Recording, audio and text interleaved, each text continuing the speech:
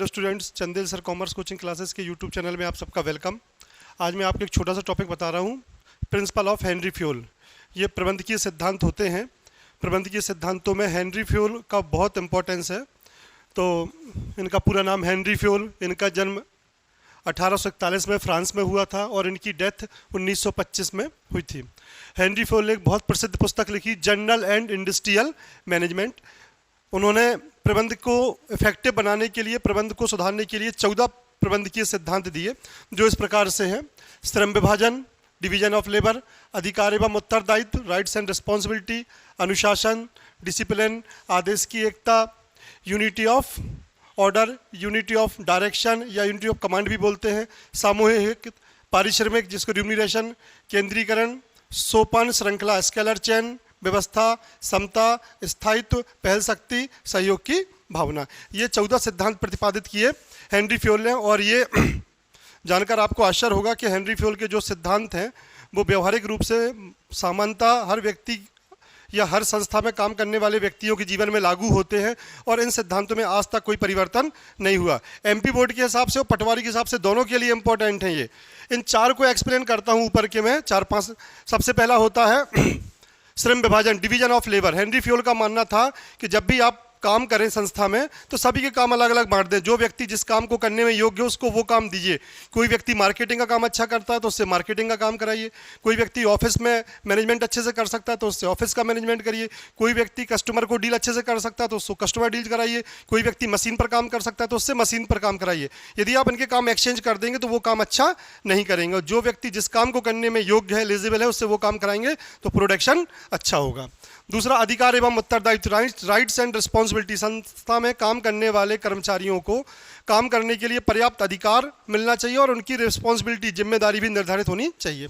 तीसरा, अनुशासन, डिसिप्लिन। संस्था में हर अधिकारी और कर्मचारी को डिसिप्लिन, अनुशासन में रह के काम करना चाहिए। अनुशासन सभी के लिए होना चाहिए। आदेश की एकता, इक्विटी ऑफ ऑर्डर। संस्था में काम करने वाले कर्मचारियों को एक अधिकारी से ही आदेश मिलना चाहिए। यदि उसको एक से अधिक अधिकारी से आदेश मिलेंगे तो हो सकता है वो किसी का काम भी अच्छी तरह से ना कर पाए। तो एक कर्मचारी को एक अधिकारी से आदेश मिलना यह सिद्धांत कहलाता है आदेश की एकता।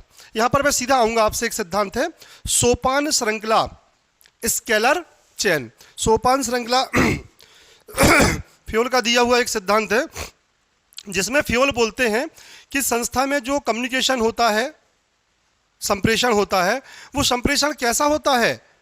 उसमें उच्च अधिकारी से निम्न अधिकारी तक जो संदेश जाता है वो एक चेन के रूप में जाता है। आप उसकी अवहेलना नहीं कर सकते।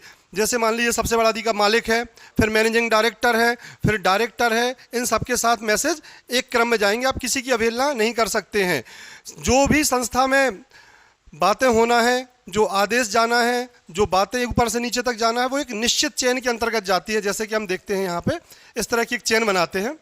जैसे मान लीजिए ए, बी, सी, डी, ई। मान लीजिए एक संस्था में 5 कर्मचारियों में आदेश जाना है तो जो आदेश का क्रम होगा वो कैसा होगा? कम्युनिकेशन होगा ए से बी को, बी से सी को, सी से डी को, डी से ई को, इस तरह से। इसका एक दूसरा पहलू ये बताते हैं कि मान लीजिए अब यहां से एल,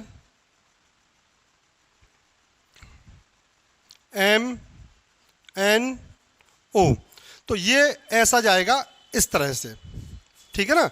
मान लो ऊपर से बात यहाँ पे आई, अब यहाँ से इस तरफ जाना है तो फिर यहाँ से डी से ई, ई से सी, सी से बी, बी से ए से एल, एल से एम, एम से एन, एन से। कितने स्टेप हो गए? 1 2 3 4 5 6 7 8 9। कितने स्टेप तक बात हुई? 9 स्टेप। 1 2 3 4 5 6 7 8 9। मतलब आपको कोई भी कम्युनिकेशन, चाहे ऊपर से नीचे बात आए, चाहे नीचे से ऊपर कम्युनिकेशन हो, सभी स्टेप का बराबर पालन करना होगा। अब कई बार क्या होता है कि मान लीजिए इसमें अपन यहाँ पर बताते हैं एफ और यहाँ पे पी। हेनरी फ्यूल कहते हैं कि कई बार यदि इस नियम को सख्ती से पालन किया जाएगा कि यहाँ से मैसेज यहाँ तक जाना है तो पूरे 9 स्टेप का पालन करना पड़ेगा। तो हेनरी फ्यूल बोलते हैं कभी कभार ऐसा भी होता है कि कई बार ये जरूरी नहीं है कि हम इस पूरी प्रक्रिया को कठोरता से पालन करें। यदि इसका हम कठोरता से पालन करते हैं तो हो सकता है संस्था को हानि हो जाए, क्योंकि इसमें बहुत टाइम लगता है। मान लीजिए टाइम बचाने के लिए एफ को कम्युनिकेशन करना है किससे? पी से। अब एफ को कम्युनिकेशन पी से करना तो एफ यहाँ से जाएगा, यदि ऐसा तो बहुत टाइम लगेगा और हो सकता है इतने में संस्था को नुकसान हो जाए।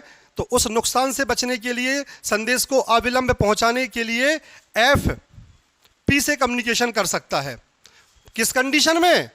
इस कंडीशन के लिए एफ को पहले यहां पे ई से अनुमति लेना होगी और पी को पहले ओ से अनुमति लेना होगी, और अनुमति के साथ साथ इनके बीच में जो बातें हुई हैं, जो कम्युनिकेशन हुआ, इसका डिटेल भी एफ को ई को और पी को ओ को देना पड़ेगा। जब ई और ओ से अनुमति मिलेगी तब एफ और पी डायरेक्ट कम्युनिकेशन कर सकते हैं। इनको इस तरह की पूरी चेन को फॉलो करने की आवश्यकता नहीं है। इसको फ्योल ने बोला है मिलान या संपर्क पट्टी, जिसको बोलते हैं गैंग प्लंक या पुल। पुल या गैंग प्लंक ये कहलाता है। एक शब्द आया है बीच में, तो पुल या गैंग प्लंक क्या होता है? जब अविलंब बहुत जल्दी संदेश करने के लिए पूरी प्रक्रिया को फॉलो ना करके दोनों पक्ष आपस में कम्युनिकेशन कर लेते हैं, और उस कम्युनिकेशन करने के लिए अपने से ऊपर वाले अधिकारी को उसका पूरा डिटेल देते हैं, उनसे अनुमति लेते हैं, और उनसे यदि अनुमति मिल जाती है तो जो कम्युनिकेशन होता है उसको मिलान पट्टी या संपर्क पट्टी, ये मिलाने वाली पट्टी है, इसको गैंग प्लंक इंग्लिश में बोलते हैं। थोड़ा सा ऑब्जेक्टिव टाइप क्वेश्चन पे बात करेंगे, 2 मिनट। हेनरी फ्योल का जन्म हुआ था फ्रांस में। उर्विक के अनुसार संगठन के कितने सिद्धांत हैं? 8। ध्यान रखिएगा, उर्विक के अनुसार 8 हैं और लूथर गुलेक के अनुसार संगठन के 10 सिद्धांत हैं। फ्योल के अध्ययन का केंद्र बिंदु क्या है? प्रबंधक। प्रबलीकरण सिद्धांत किस पर आधारित है? अधिगम और स्कनर, इन दोनों पर आधारित है। हमारे देश में पंचायतों को गांव के कल्याण के लिए सरकार द्वारा दी गई धनराशि को तय करना और खर्च करने के लिए अधिक अधिकार दिए जाते हैं। कथन में उजागर प्रबंध के सिद्धांत की पहचान कीजिए। क्या बोलते हैं इसको? विकेंद्रीकरण। आगे, क्रियात्मक फोरमैनशिप का सिद्धांत किसने दिया था? टेलर ने। निम्नलिखित में से विपणन की पुरानी विचारधारा के समर्थक कौन थे?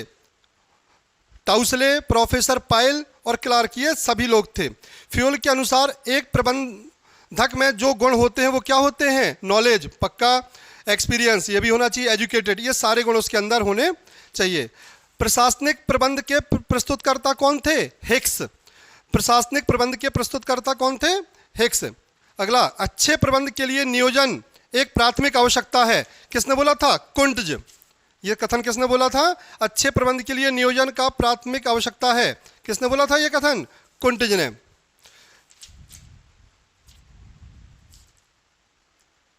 सर्वप्रथम प्रबंध संबंधी विचारधारा को कब दर्ज किया था? कौन सी ईसा में? 3000 से 4000 ईसा, 3000 से 4000 ईसा के बीच में। और हेनरी फ्योल ने प्रबंध के कितने सिद्धांत प्रतिपादित किए? 14 सिद्धांत प्रतिपादित किए। तो आप इसको देखिएगा, गैंग प्लंक वाला टॉपिक बहुत इंपॉर्टेंट है, ये आता है कई बार एग्जाम में, और ये 4 सिद्धांत एमपी बोर्ड वाले तो तैयार कर ही ले, आएगा ही एग्जाम में। ओके।